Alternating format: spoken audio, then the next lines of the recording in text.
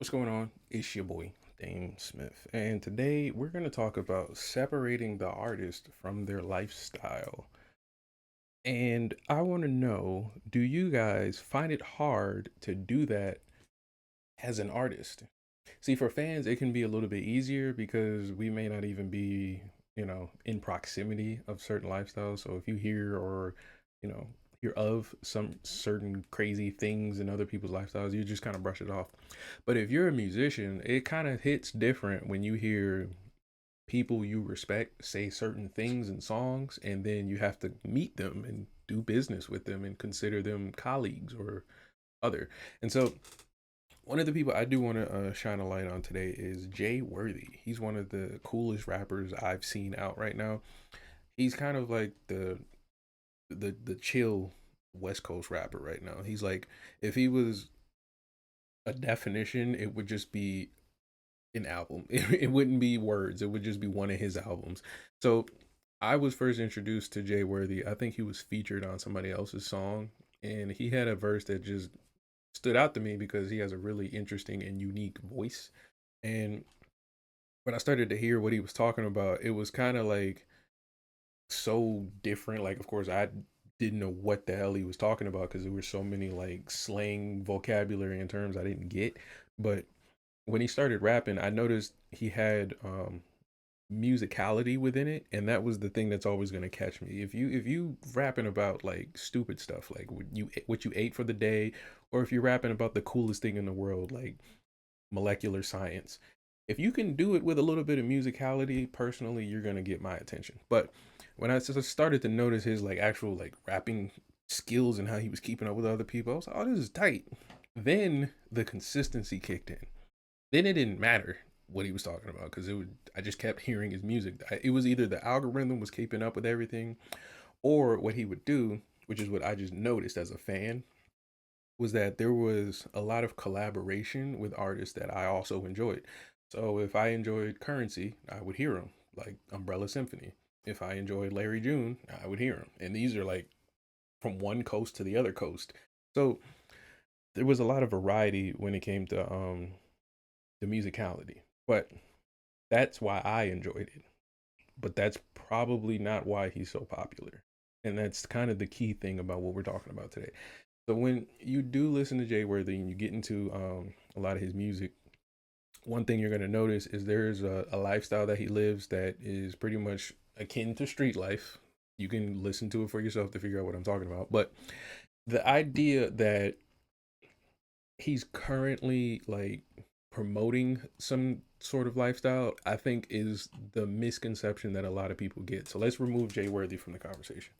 Let's say it's new little rapper guy, right?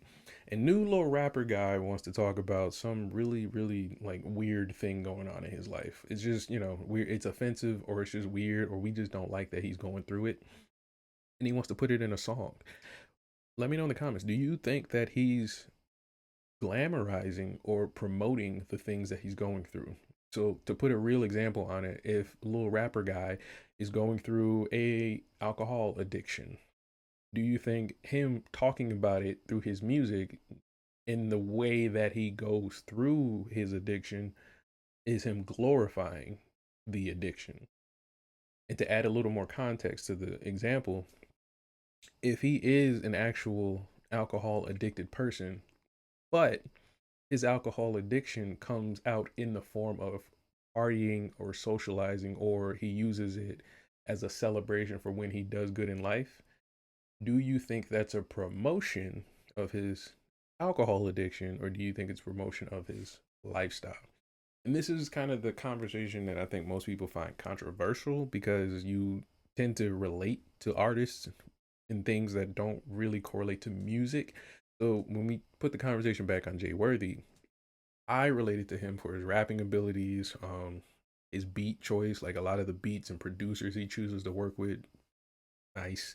And then the next thing was understanding he was, at least in my opinion, a fairly new rapper. Like, in terms of like he's clearly better than me, but more experienced than me. But there is an idea that there's, experience needed to gain as far as just getting recognition.